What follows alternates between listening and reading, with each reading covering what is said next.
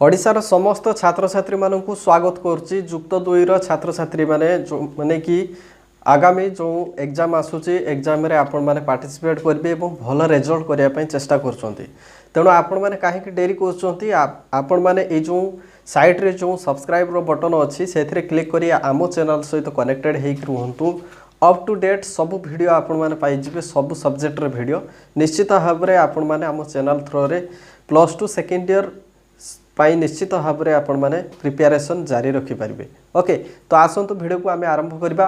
आज जो क्लास रही आमर एजुकेशन क्लास। ओके तो शिक्षा क्षेत्र में जो दार्शनिक मानकर जो अवदान रही ओके तो तांको विषय रे आज आम पढ़ा किंतु जो रही आमर महात्मा गांधी जो शिक्षा क्षेत्र में अवदान रही उपरे एक लॉन्ग टाइप क्वेश्चन रही तो पिला माने प्रथम रु शेष पर्यंत जदि देखिए ताहले निश्चित भाव में ये लॉन्ग क्वेश्चन टी आपण मैंने भल भाव में बुझीपारे। ओके तो आसतु आम ये लॉन्ग क्वेश्चन टी आम डिस्कस करवा। ओके तो पिला माने ए हूँ आपणकर ये जो नोट खाताटी मु आपण मानक भल भाव में बुझेबी। ओके तो प्रश्न हूँ देखु शिक्षा क्षेत्र में महात्मा गांधी अवदान कौन पिला माने एवं तांकर जो नीति गुड़िक जो रही से नीति गुड़िक विषय रे आलोचना करंतु। तो आसतु से जो लॉन्ग क्वेश्चन टी आम डिस्कस करवा। स्वाधीनता परे भारत में अनेक क्षेत्र में मौलिक शिक्षा प्रति अहेतुक इच्छा देखा मिलता। निश्चित भाव में स्वाधीनता परे अहेतुक माने बहुत इच्छा प्रकट करा जाइथिला मौलिक शिक्षा प्रति। ओके जहाँकि परवर्ती समय रे जातीय शिक्षा व्यवस्थार मान्यता लाभ कला। तेणु ये जो मौलिक शिक्षा व्यवस्था निश्चित भाव में परवर्ती समय रे माने समय क्रमे यह जातीय शिक्षा व्यवस्था रे स्थानित हला। ओके तो आसतु महात्मा गांधी जो मौलिक नीति गुड़िक अच्छी ताकू आम बर्तमान आलोचना करवा। देख प्रथम नीति हूँ अवैतनिक बाध्यतामूलक प्राथमिक शिक्षा।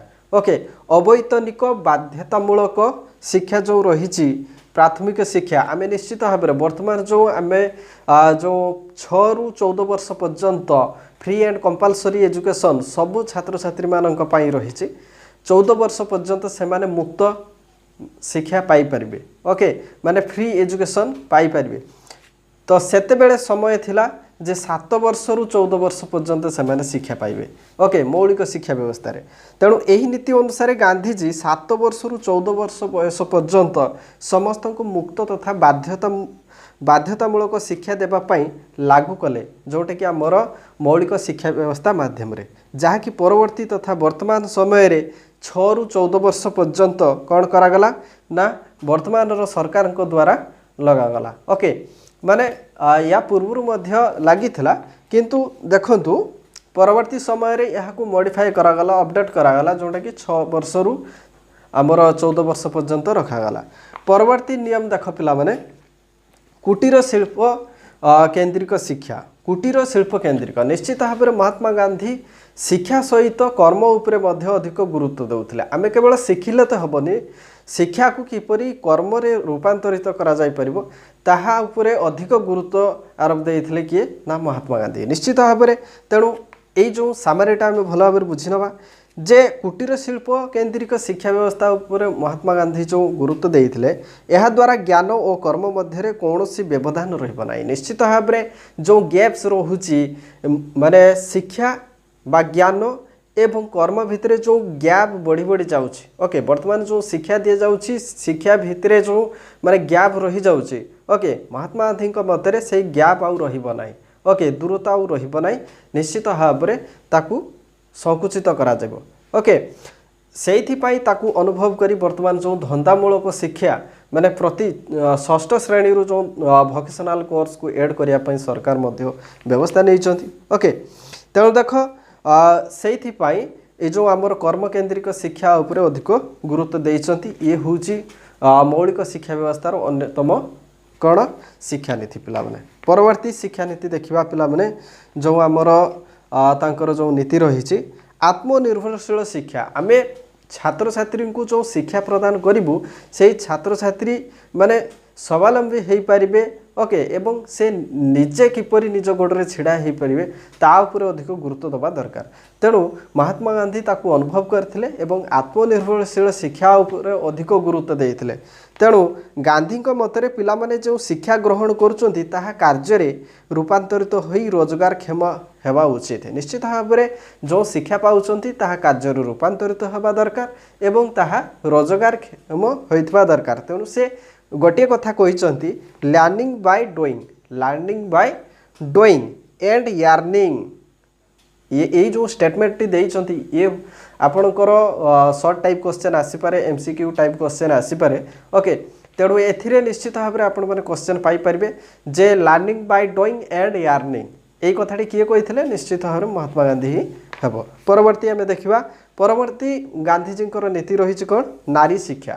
निश्चित भाव में नारी शिक्षा जितेबले आमर भारत वर्ष पुरुष एवं महिला प्रदेश देश रे निश्चित भाव में समस्त को समान अधिकार दिया जाउछि से भली पुरुष माने जदि शिक्षा पाई पारुचंती महिला माने मध्य समान आकार रे शिक्षा पाई परिबा दरकार। कहीं ना नारी माने जदि पछर रही जिवे निश्चित भाव में जो आगामी भविष्य जो छात्र छात्री माने अछंती बा पिला माने अछंती से माने आगो धाड़ी को आसी परिबे नाही। तो सेहिथि पई तो कहा जायछि नारी माने होउचंती प्रथम शिक्षक बा माँ को आम प्रथम शिक्षक कहीं को ना से माने ही पिला मानकु प्रथमे संस्कार दियंती पिला मानकु प्रथमे ही आचरण व्यवहार उपरे से माने तदारक करती। तेणु तांकु प्रथम शिक्षक बोली कह जाए।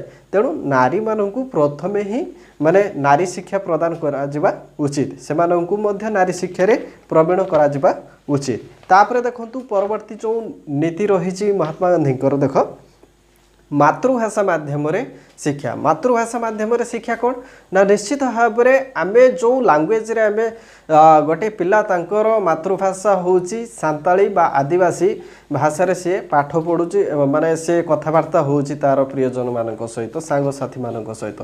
किंतु आमे जदि तांकु प्योरली ओडिया भाषा रे जदि आमे कहबो बा इंग्राजी रे जदि तांकु आमे बुझेइबो ताहले कोनसी प्रकार से बुझी परिबो नाही।